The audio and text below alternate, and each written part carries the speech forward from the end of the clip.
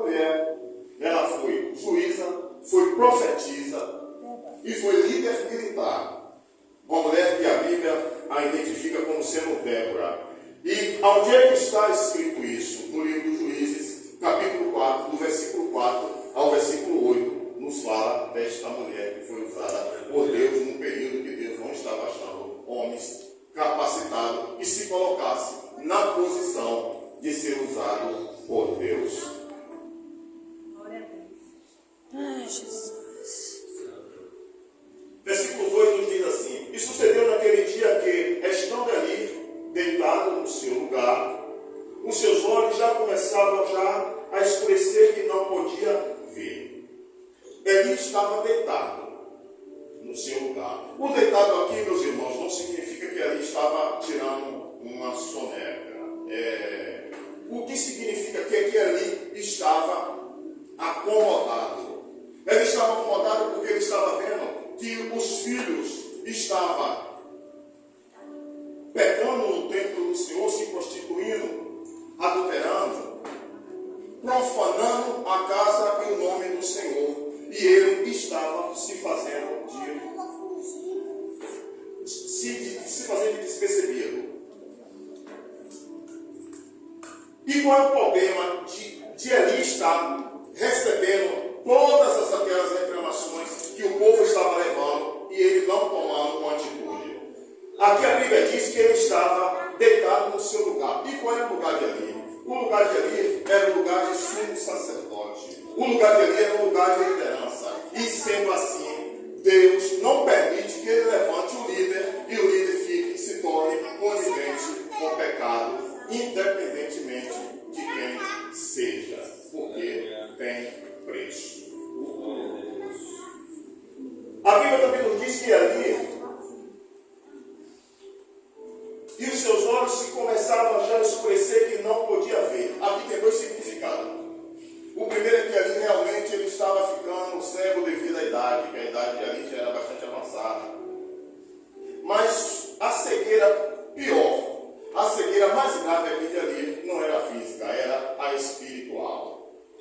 Porque Deus, ele vai renovando as forças daqueles homens, daquelas mulheres que o servem.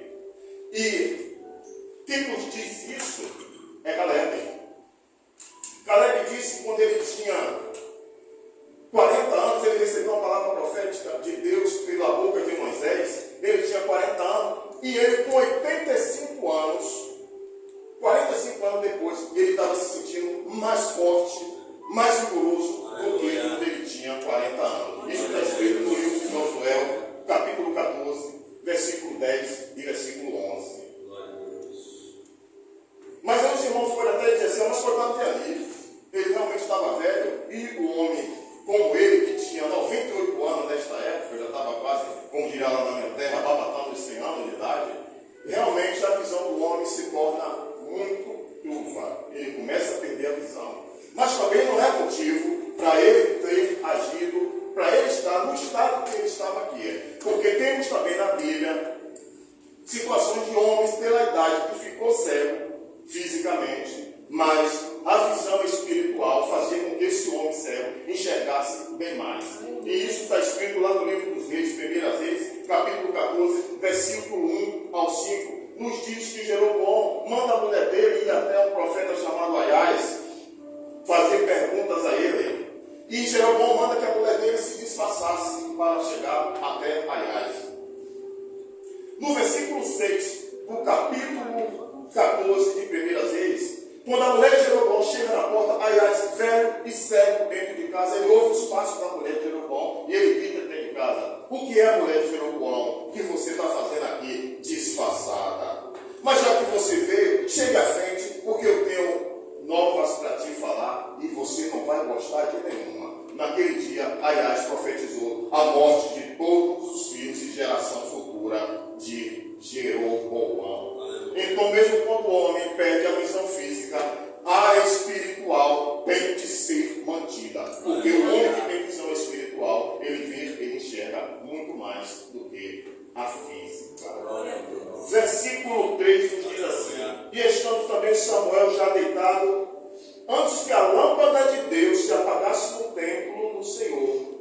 estava a arca de Deus. Nós vemos aqui que Samuel também estava deitado.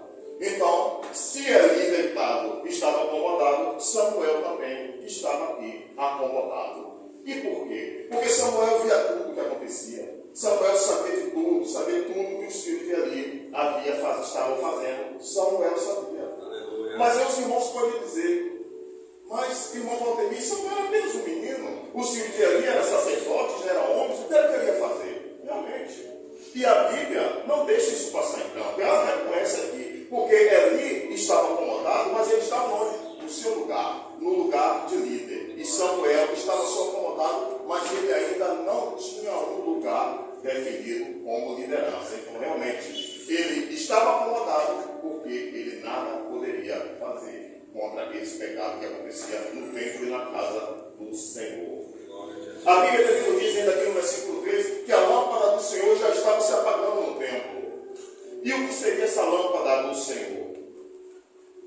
Lá em Levítico, capítulo 24, versículo 2, 3 e 4, Deus dá uma ordem a Moisés para falar com Arão que ele deveria manter a lâmpada do templo acesa. E Arão, ele abastecia esta lâmpada com óleo de manhã e ela passava todo dia.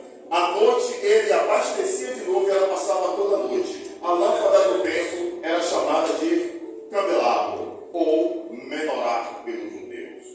O candelabro era um castiçal com 3 braços de cada lado, tornando-se 7. O óleo que Arão usava não poderia ser qualquer óleo. O óleo, as olivas não poderiam ser esmagadas. Elas tinham que ser pegas, colocadas em um recipiente chamado pilão. Para aqueles que não conhecem, é um utensílio de madeira. E é colocar as uvas, as olivas, elas eram selecionadas, colocadas no pilão. E um pilador trabalhava à mão. O sacerdote ou os levitas vinha e dava leves pombos nas olivas para que ela soltasse aquele óleo refinado, sem que as ólivas fossem esmagadas, para ser abastecido o candelabro. É esta luz que fala aqui no versículo 3, que já estava se apagando no templo, porque os responsáveis para manter a lâmpada acesa do templo eram Ofni e Finéia, os filhos pecadores de Eli. E esta lâmpada é importante que se mantenha acesa no templo, porque a lâmpada representava a luz do mundo, apontava para nosso Senhor e Salvador Jesus Cristo. Então nós não podemos deixar a lâmpada do Senhor apagar, nem no templo e nem nas nossas vidas.